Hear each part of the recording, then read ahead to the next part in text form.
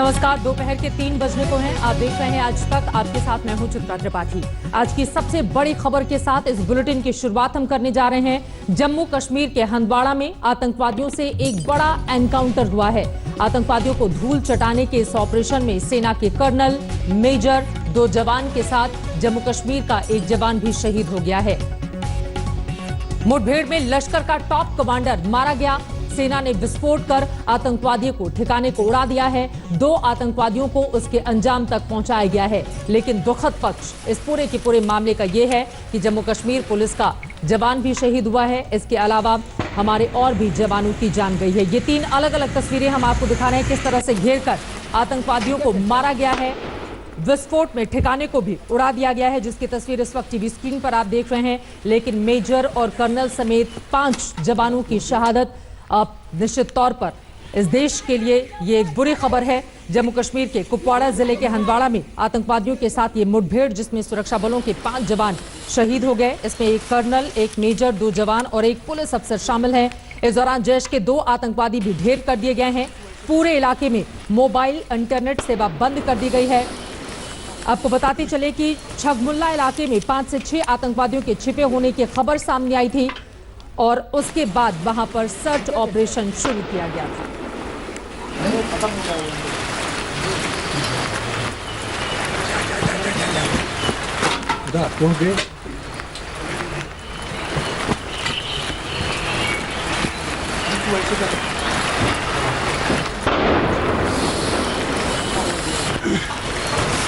लगातार कल रात से ही ये एनकाउंटर जारी था, जिसमें ये 5 उसी घर में अंदर थे जिस घर में मिलिटेंट्स के होने की आशंका थी। और पूरी रात लगातार जो है गन फाइट हो रहा था।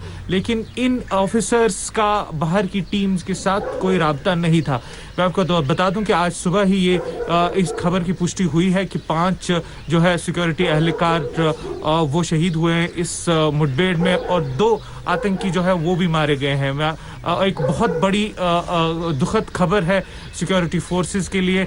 लेकिन साथ ही साथ इस चीज़ को भी कहना ज़रूरी है कि पिछले कुछ दिनों में लगातार कई सारे एनकाउंटर्स हो रहे हैं कश्मीर घाटी में, जिनमें कई सारे मिलिटेंट्स को मारा जा चुका है। तो साफ जाहिर है कि इस समर मिलिटेंसी के खिलाफ जो ऑपरेशंस है उनमें साफ तेज़ी आती दिख रही है कश्मीर घाटी में। शुजाउल हक, श्रीनगर, आज तक। महत्वपूर्ण जानकारी हमारे संवाददाता शुजाउल हक आपको दे रहे थे। अशरफ वानी इस वक्त मेरे सहयोगी फोन लाइन पर हमारे साथ जुड़ चुके हैं और ज्यादा जानकारी के साथ। ऑपरेशन क्या पूरी तरह से खत्म हो चुका है अशरफ? अब बिल्कुल चित्रा, ये ऑपरेशन अब खत्म हो गया है। जो 5 सुरक्षा कर्मी, जिनमें 2 सेना के अफसर और एक पुलिस का अफसर भी शामिल है, उनको श्रद्धांजलि दी गई यहाँ हंदवाड़ा में। सेना का जो 31 राष्ट्रीय राइफल्स, एक और यहाँ पर बटालियन है राष्ट्रीय राइफल्स की, वहाँ पर सेना के कमांडरों, जवानों के साथ साथ वो सेना के जवान भी शामिल हुए थे इन जवानों को श्रद्धांजलि देने के लिए, जो राष्ट्रीय राइफल्स का हिस्सा है। खासतौर से 21 राष्ट्रीय राइफल्स का, जिसका सीओ इस मुठभेड़ में शहीद हुआ है। 4 सेना के अधिकारियों के साथ साथ पुलिस का एक जवान भी जो है शहीद हुआ था, अफसर, उनको भी श्रद्धांजलि यहाँ पर दी। पुलिस, सेना, सुरक्षा बल और सभी जितने भी सुरक्षा एजेंसियों के लोग हैं, उन्होंने इन जवानों को नम आंखों से श्रद्धांजलि दी यहाँ हंदवाड़ा में ही। अब उनके पार्थिव शरीर जो है वो श्रीनगर लाए जाएंगे, जहाँ से वो विमानों के जरिए उनके घरों तक पहुँचाए जाएंगे। अशरफ, आप हमारे साथ बने रहिए। मंजीत नेगी हमारे संवाददाता इस वक्त हमारे साथ लाइव जुड़ चुके हैं और लगातार तस्वीरें भी हम दिखा रहे हैं अपने दर्शकों को। किस तरह से ये मुठभेड़ चली है, इस पूरे के पूरे मकान की जो दीवार है वो आपको बताने के लिए काफी है कि मुठभेड़ किस तरह की रही। लेकिन सबसे इसका जो दुखद पक्ष वो ये कि हमारे 5 जाबाजों की शहादत हुई है। मंजीत, यही सबसे ज्यादा दुखद पक्ष है। हालांकि 2 आतंकवादियों को भी मार गिराने में सेना को, हमारे सुरक्षा बलों को कामयाबी मिली है। निश्चित तौर पर चित्रा, क्योंकि जिस तरह का ऑपरेशन था, और पिछले अगर हम 15 दिनों के ऑपरेशन को देखें तो लगातार कोविड के दौरान सेना ने लाइन ऑफ कंट्रोल से लेकर कश्मीर घाटी के अंदर कई ऑपरेशन किए और इस वक्त 15 से ज़्यादा आतंकी मारे गए हैं पिछले हफ्ते, अगर एक हफ्ते की बात की जाए। लेकिन कल देर रात जो ऑपरेशन शुरू हुआ उसमें हालांकि 2 आतंकी मारे गए, लेकिन सेना को एक बड़ी हानि हुई है। एक कमांडिंग ऑफिसर का मारा जाना एक यूनिट के लिए एक बड़ा सदमा होता है, क्योंकि अगर हम पिछले 5 सालों में देखें तो कर्नल महादिक के बाद ये दूसरी घटना है जब कमांडिंग ऑफिसर यानी कि सीओ को शहीद होना पड़ा इस ऑपरेशन में। और जहां तक ऑपरेशन की बात है, एक इनपुट के आधार पर सेना को जानकारी मिली थी कि वहां पर आतंकी छुपे हैं और वहां पर कुछ लोगों को बंधक बनाया है। देर शाम ऑपरेशन शुरू होने के बाद पूरी रात ये ऑपरेशन चला और उसमें 2 आतंकियों को मार गिराया गया, लेकिन एक तरह सेना के जो commanding officer colonel Ashutosh Sharma है, उसके अलावा मेजर अनुज है, उनकी शहादत हुई है। 5 सैनिकों का मारा जाना एक बड़ा सदमा है सेना के लिए। लेकिन इस पूरे ऑपरेशन में जो आतंकी मारे गए हैं उनसे ये भी जानकारी मिल पा रही है कि काफी तैयारी के साथ वो बैठे थे। उनके पास अगर गोला बारूद की बात की जाए, हथियारों की बात की जाए, वो काफी बड़ी मात्रा में उनके पास मौजूद था और पहले से एक तरह से पोजीशन लेके वो बैठे हुए थे, जिसकी वजह से इतनी देर तक उन्होंने इस ऑपरेशन में वो शामिल रहे और सेना को नुकसान उठाना पड़ा। बिल्कुल मंजीत, ये बेहद अहम जानकारी आप दे रहे हैं और लगातार उस जगह की तस्वीरें भी हम अपने दर्शकों को दिखा रहे हैं जहां पर ये मुठभेड़ शुरू हुआ था और उसके बाद इस पूरे ऑपरेशन को अंजाम तक पहुंचाने में हमारी सेना को, सुरक्षा बलों को कामयाबी मिली है। अशरफ वानी भी लगातार हमारे साथ जुड़े हुए हैं। अशरफ, लश्कर कमांडर हैदर को मार गिराया गया है और एक और आतंकवादी मारा गया है। मैं चाहूंगी हमारे दर्शकों को उनके बारे में बताइए जरा। चित्रा, ये बड़ी सफलता है सुरक्षा एजेंसियों के लिए। अगर हैदर की बात की जाए, वो लश्कर का प्रमुख था, कश्मीर में जो है चीफ कमांडर था। और अगर हम सेना के सूत्रों की माने तो जो ये मुठभेड़ हुई है उसमें यही जानकारी थी कि जो लश्कर का जम्मू कश्मीर का प्रमुख है हैदर, पाकिस्तानी है, वो कुछ साथियों को रिसीव करने के लिए राजवाड़ के जंगलों में जा रहा है, जिन्होंने घुसपैठ की है। और पूरी तरह से सुरक्षा बलों को और सेना को खासतौर से, क्योंकि 21 राष्ट्रीय राइफल्स जो है वो इसी इलाके में तैनात है, उनके पास ये लगातार खबर थी कि जो लश्कर प्रमुख जम्मू कश्मीर का है हैदर, जो पाकिस्तानी है, वो इलाके में कुछ घुसपैठियों को रिसीव करने के लिए आया है। तो इसी को लेके बाद, उसी इनपुट के बाद ये ऑपरेशन शुरू हुआ था। और कहीं ना कहीं सेना के लिए ये बड़ी कामयाबी है कि लश्कर के प्रमुख जो है जम्मू कश्मीर में वो मारे गए हैं। हैदर जो पाकिस्तानी है और उनके साथ उनका और एक साथी जो भी विदेशी है, उनको मार गिराया गया है इस मुठभेड़ में।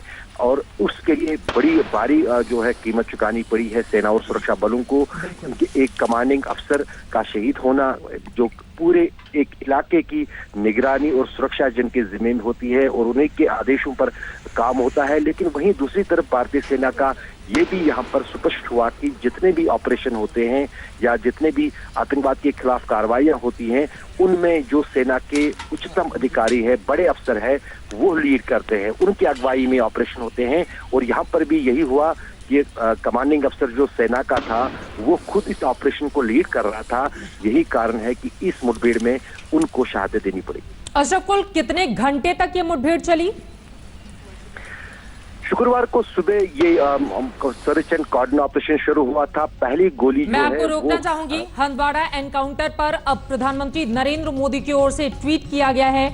एनकाउंटर में शहीदों को प्रधानमंत्री नरेंद्र मोदी ने अपनी श्रद्धांजलि अर्पित की है। आपको बता दें कि बेहद दुखद ये पूरा का पूरा मामला, क्योंकि हमारे 5 जवानों की जिस तरह से शहादत हुई है, यकीनन हिंदुस्तान के लिए ये अच्छी खबर नहीं है, लेकिन 2 आतंकवादियों को भी मार गिराने में कामयाबी मिली है। मंजीत हमारे साथ लगातार जुड़े हुए हैं। जवानों ने देश पर जान न्यौछावर कर दिया। प्रधानमंत्री नरेंद्र मोदी ने इन शब्दों के जरिए अपनी श्रद्धांजलि, मंजीत, हमारे देश के जवानों पर जिस पर पूरा हिंदुस्तान नाज कर रहा है, उनको अपनी श्रद्धांजलि अर्पित की है। चित्रा, इससे पहले जो सीडीएस जनरल बिपिन रावत है, उन्होंने भी श्रद्धांजलि दी थी और प्रधानमंत्री की तरफ से श्रद्धांजलि निश्चित तौर पर इसकी उम्मीद भी की जा रही थी। और क्योंकि आज जिस तरह से पूरे देश में तीनों सेनाओं ने जो कोरोना के खिलाफ लड़ाई है उसमें अपनी भूमिका निभाई थी, कोरोना वॉरियर्स के खिलाफ, लेकिन दूसरी तरफ सरहद की निगरानी में भी एक बड़े अधिकारी का शहीद होना इस बात को दिखाता है कि सेना किस तरह से देश के अंदर, चाहे कोरोना की महामारी हो या फिर सरहद पर जो आतंकियों की चुनौती है उसका मुकाबला कर रही है। और उसमें न सिर्फ जवान से लेकर अधिकारी लगातार मोर्चा ले रहे हैं। और पिछले 2-3 दिनों में कई जवान इससे पहले भी शहीद हुए हैं। अगर हम पिछले हफ्ते भर की बात देखें तो 10 से ज्यादा जो आतंकी मारे गए, उनके पीछे कई हमारे जवान भी शहीद हुए हैं। और इसीलिए अब जब प्रधानमंत्री ने इस पूरे मामले पर जो हमारे अधिकारियों की कर्नल आशुतोष शर्मा की जो शहादत है, इसके अलावा जो हमारे दूसरे जो जवान शहीद हुए हैं,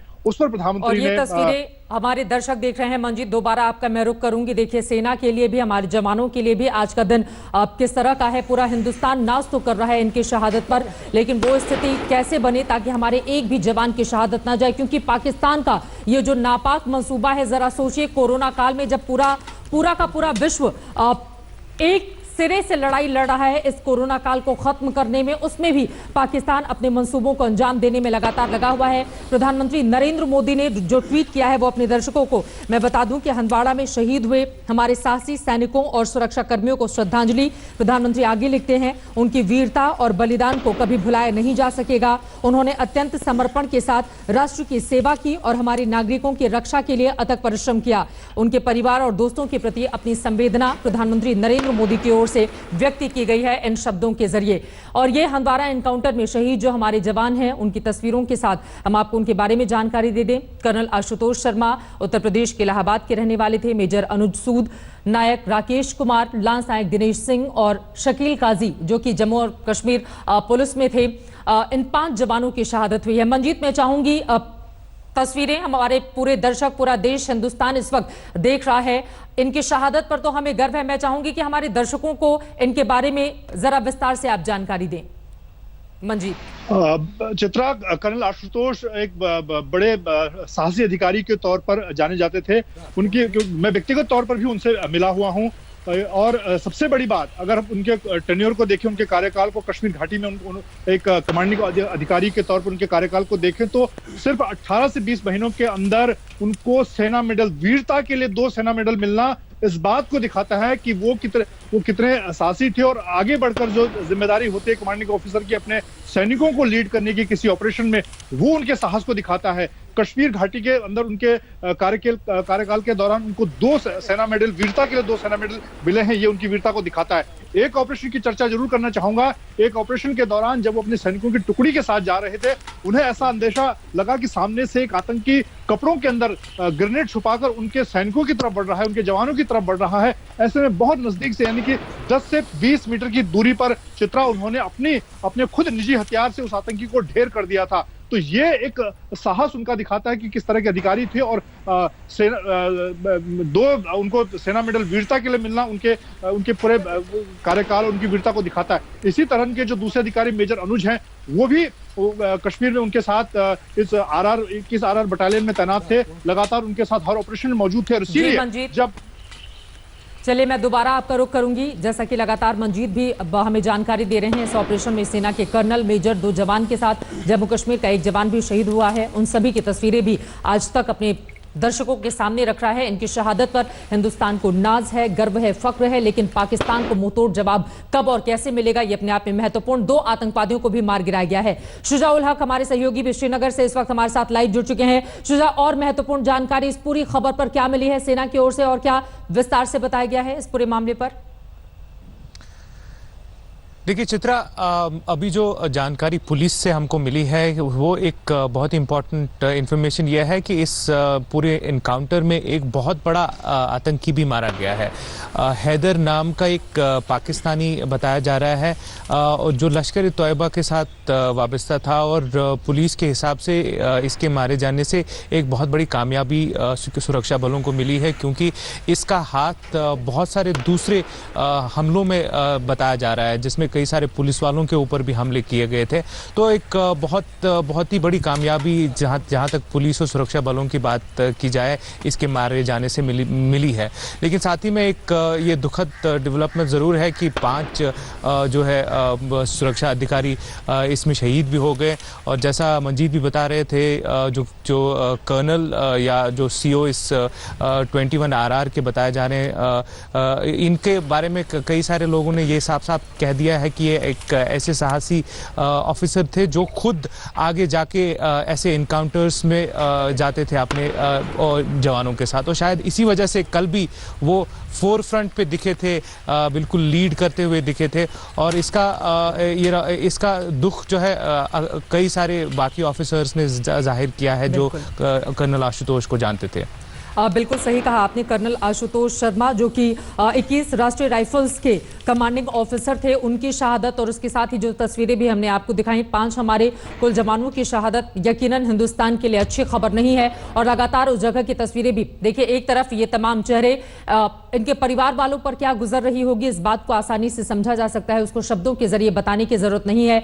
लेकिन यकीनन हिंदुस्तान की हिफाजत में, हिंदुस्तान की सुरक्षा में इन्होंने सर्वोच्च बलिदान इस देश के लिए दिया है। मंजीत, अब मैं आपसे जानना चाहूंगी, चूंकि कर्नल आशुतोष शर्मा इलाहाबाद के बताए जा रहे हैं, बाकी सब लोग अलग अलग जगहों के हैं, अगर सिर्फ शकील गाजी को हम छोड़ दें, तो उनके पार्थिव शरीर उनके परिवार के पास कब तक पहुंचेंगे, कैसे उनका अंतिम संस्कार होगा, इस बारे में कोई अहम जानकारी मिली हो आपको?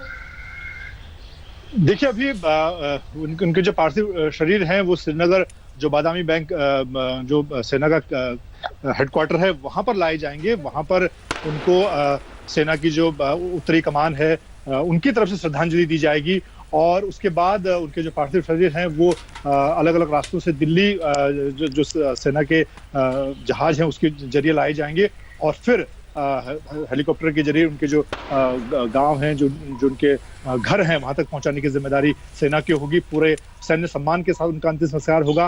हालांकि चित्रा, इस वक्त लॉकडाउन की वजह से जो पाबंदियां हैं उसको देखते हुए उतनी जो लोग होंगे वो इकट्ठा नहीं होंगे, लेकिन सेना की तरफ से एक शहीद का जो सम्मान होता है, एक सैनिक का जो सम्मान होता है, उसके साथ मुझे लगता है कि कल पूरे सैनिक सम्मान के साथ जो शहीद हैं उनके पार्थिव शरीर उनके परिवार तक पहुंचेंगे, और उसके बाद उनका अंतिम संस्कार किया जाएगा। मंजीत, दोबारा मैं आपके पास रुक करूंगी। शुजाउलक भी हमारे साथ लगातार जुड़े हुए हैं, उनके पास भी श्रीनगर हम चलेंगे, लेकिन आपको बता दें कि जहां पर छिपे हुए थे यह आतंकवादी, वहां पर जब बाद में उस मकान को विस्फोट से उड़ा दिया गया, उसके बाद जो लोग जख्मी हुए हैं, जो आम सिविलियन है, जो नागरिक हैं, उनकी ओर से आंखों देखी इस पूरे मामले पर क्या दी गई है जानकारी, जरा वो सुनिए। ड्रेन साफ कर रहे थे तो पता नहीं उसमें क्या था, गन्नर था क्या था, वो फट गया और हम 7-8 आदमी जो है जख्मी हो गए। बस उसके बाद यहाँ लाया गया। उसके बाद यहाँ पर लाया गया है, उसके बाद ट्रीटमेंट कर रहे हैं। तो कितने लोग अभी तक जख्मी हैं? 7-8 लोग अभी है। तो आप वहाँ पे क्या कर रहे थे आप? सफाई कर रहे थे तो फट गया ये। तो नाली थी यहाँ? नाली थी, ड्रेन, उसमें कचरा वजरा था, वही साफ कर रहे थे।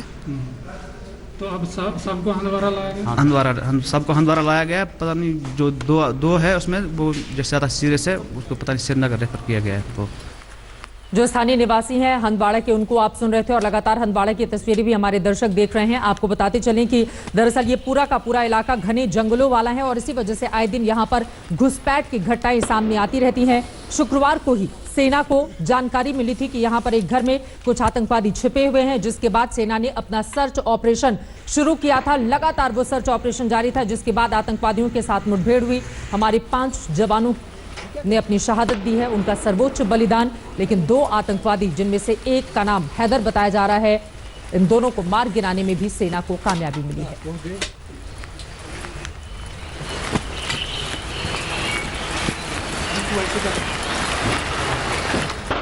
नमस्कार, मैं हूं अंजना ओम कश्यप। हमें उम्मीद है ये वीडियो आपको पसंद आया होगा। लेटेस्ट खबरों के लिए यूं ही देखते रहिए आज तक, और इस वीडियो के पसंद आने पर लाइक, शेयर एंड सब्सक्राइब करना ना भूलें।